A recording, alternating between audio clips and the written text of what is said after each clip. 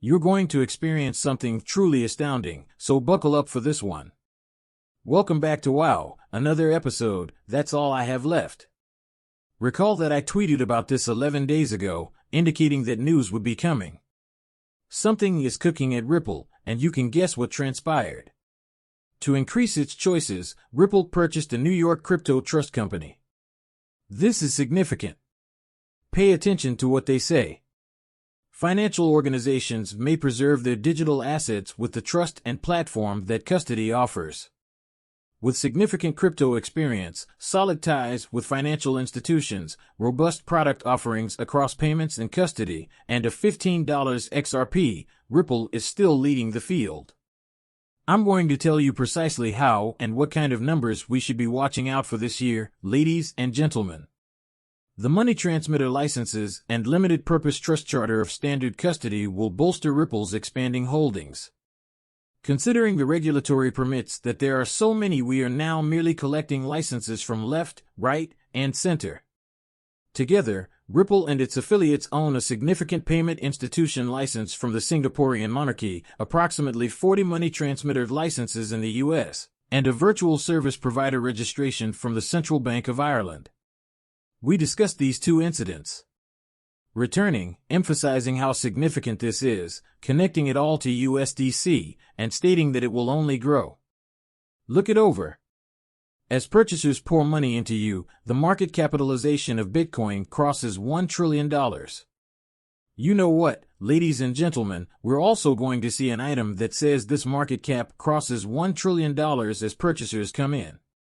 Hit the like button now, since this is the information we're going to cover, right? You will now be involved. After all, the originals know that $100 will happen 100% of the time. Therefore, it makes no sense to halt it. However, allow me to provide you with a brief estimate and the short-term picture for XRP, as things will quickly pick up. Alright, let's look at this.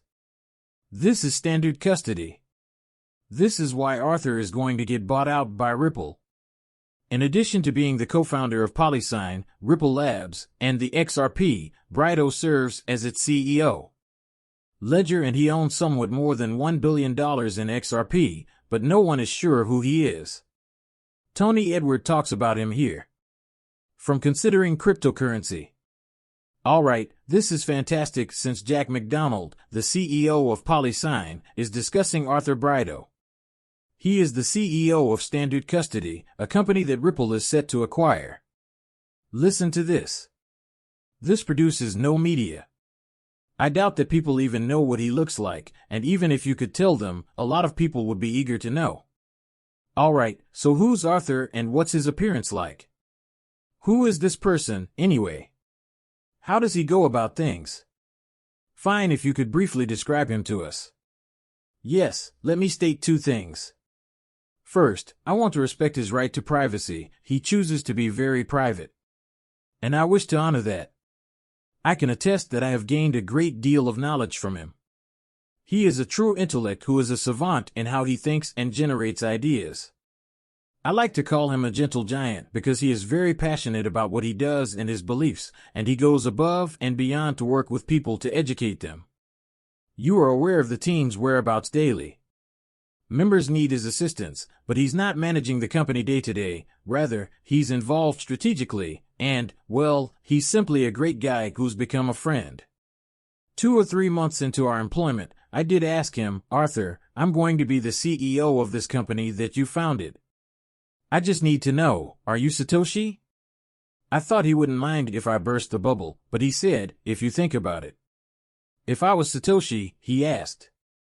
If I had gone on to design and create the XRP ledger instead, it would have been even faster, more scalable, cheaper, better, and more ecologically friendly as it built up. I thought that was a fairly solid point. I'm going to dismiss that as a con theory since I can never be certain.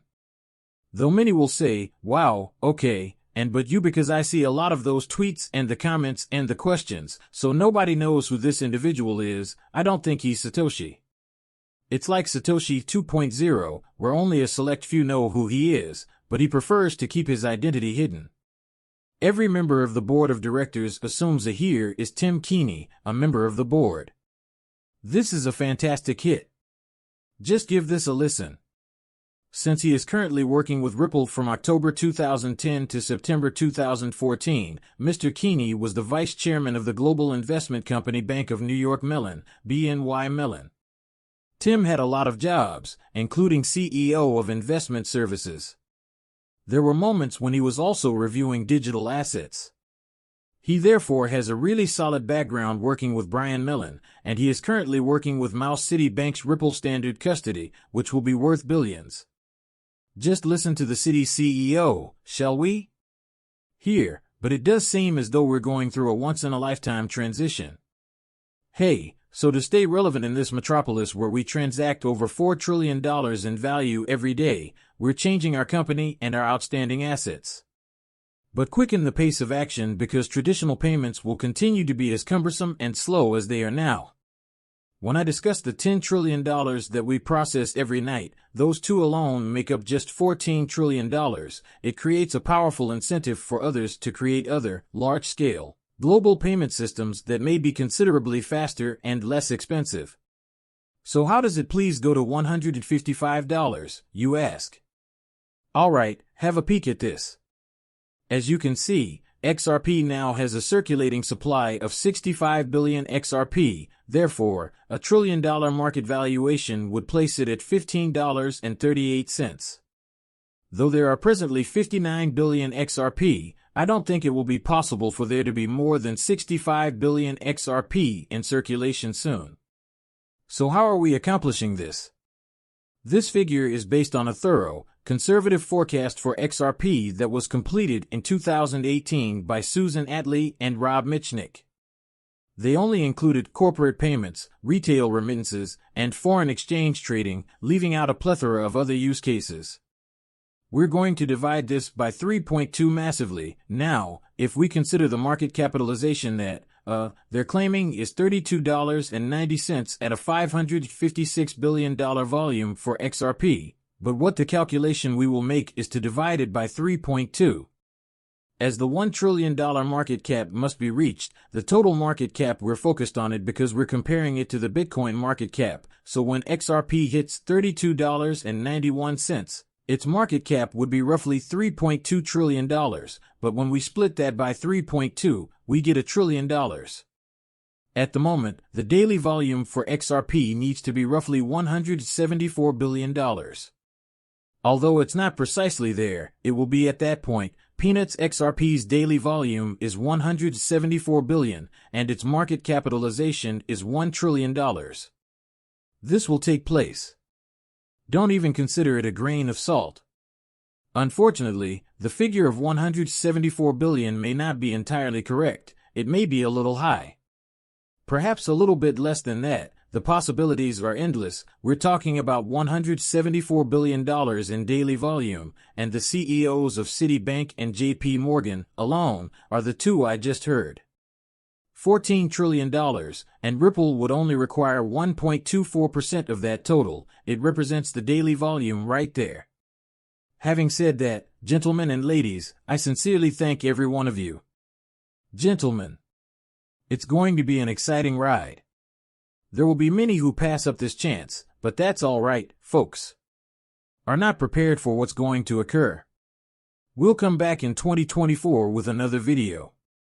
With the hypothesis that cryptocurrency liquidity will someday be able to facilitate reliable global payments, we began to create waves, substantial payments. When the market is sufficiently established, customers may move to ODL, which is precisely what is happening now. That Ripple was built with that purpose in mind.